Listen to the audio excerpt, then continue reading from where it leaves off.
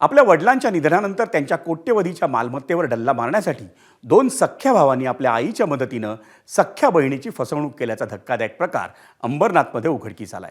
अंबरनाथमधील आनंदराव करंजुले यांच्या निधनानंतर त्यांच्या मुलांनी आपल्या वडिलांच्या खोट्या सह्या करून बनावट मृत्यूपत्र तयार केलं। धक्कादायक बाब म्हणजे ज्या तारखेचा स्टॅम्प पेपर त्यांनी वापरला त्या तारखेला त्यांच्या वडिलांचं निधन होऊन 2 वर्ष उलटली होती।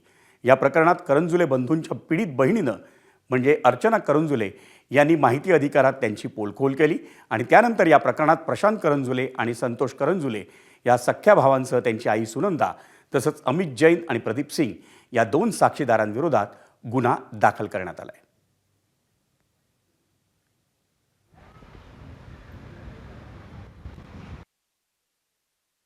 2 वर्ष जवळजवळ माझ्या भावांनी टाळाटाळ केली की हा हो उत्तरच दिलं नाही। 2025 मध्ये त्यांनी माझ्याशी बोलणं बंद केलं आणि ऑक्टोबर 2025 मध्ये जेव्हा मी कोर्ट ॲपवर गेले तेव्हा तिथं मला दिसलं की त्यांनी जुलैमध्येच कोर्टामध्ये प्रोबेट ऑफ विल हे फाईल केलं होतं आणि जेव्हा मी नोव्हेंबरमध्ये त्याची प्रत घ्यायला गेले ती प्रत जेव्हा विलची माझ्या हातामध्ये आली तेव्हा मी बघितलं की त्याच्यामध्ये जे माझ्या वडिलांच्या सह्या होत्या ते बनावट होतं। मग ते बघितल्यानंतर दुसऱ्याच दिवशी मी पोलीस स्टेशनला धाव घेतली तक्रार करण्यासाठी।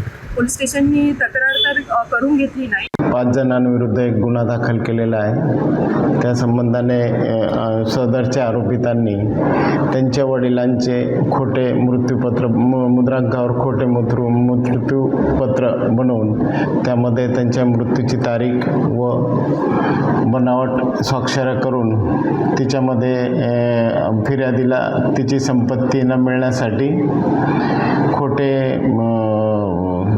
कागदपत्र बनवून फिर्यादीची फसवणूक केल्याचे फिर्याद दिल्याने महात्मा फुले पोलीस स्टेशनला गुन्हा दाखल झालेला आहे। याच्यामध्ये फिर्यादीचे 2 भाऊ, 1 आई आणि 2 साक्षीदार आहेत।